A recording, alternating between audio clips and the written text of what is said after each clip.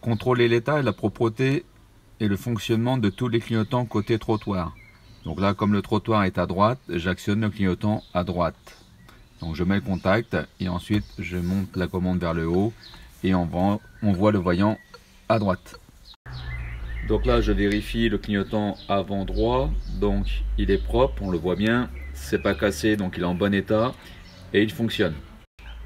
Donc là, je vérifie le répétiteur droit, donc ça fonctionne, c'est propre et c'est en bon état. Donc là, on voit que celui à l'arrière, il fonctionne, il est propre et il est en bon état. Quelle est la signification d'un clignotement plus rapide? Non-fonctionnement de l'une des ampoules. Donc là, on va contrôler l'état, la propreté et le fonctionnement des feux de détresse à l'avant et à l'arrière. Donc avant de descendre, on met le contact et on met en fonction les feux de détresse.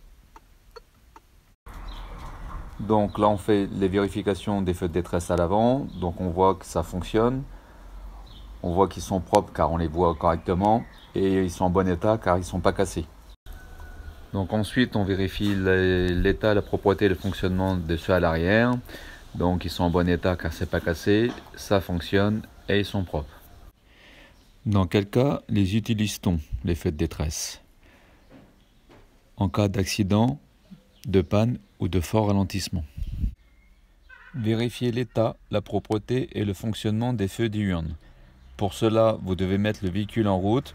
Aucune commande à mettre en fonction, vous sortez et vous allez voir à l'avant et vous voyez que les feux diurnes fonctionnent, ils sont propres et en bon état. Quelle est leur utilité? Rendre le véhicule plus visible le jour. Contrôler l'état, la propreté et le fonctionnement des feux de position à l'avant et à l'arrière du véhicule. Donc je mets toujours le contact, je tourne la commande, le commodo vers l'avant d'un cran et on voit le voyant qui est ici pour les feux de position. Donc on voit que les feux de position à l'avant fonctionnent, ils sont propres et en bon état. Donc ensuite on vérifie les feux de position à l'arrière et là on voit qu'ils sont propres, ils fonctionnent et en bon état. Par temps clair, à quelle distance doivent-ils être visibles? À 150 mètres.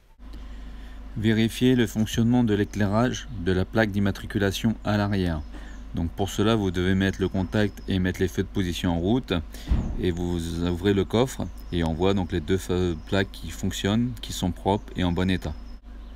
Un défaut d'éclairage de la plaque lors du contrôle technique entraîne-t-il une contre-visite? La réponse est oui. Contrôler l'état, la propreté et le fonctionnement des feux de croisement. Donc on met toujours le contact, on tourne le commodo des feux 2 fois vers l'avant et on voit le voyant qui est ici.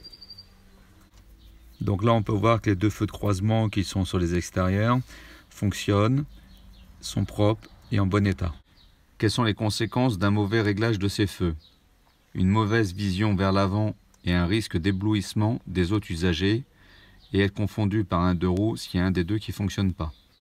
Maintenant on va vérifier l'état, la propreté et le fonctionnement des feux de route. Donc je mets le contact, je tourne le commodo 2 fois vers l'avant et ensuite je tire vers moi et on voit le voyant bleu qui signifie que les feux de route sont allumés. Les 2 feux de route sont les 2 qui sont plus vers l'intérieur. Ils fonctionnent, ils sont propres et en bon état. Citez un cas d'utilisation d'un appel lumineux pour avertir de son approche en cas de danger à la place de l'avertisseur sonore.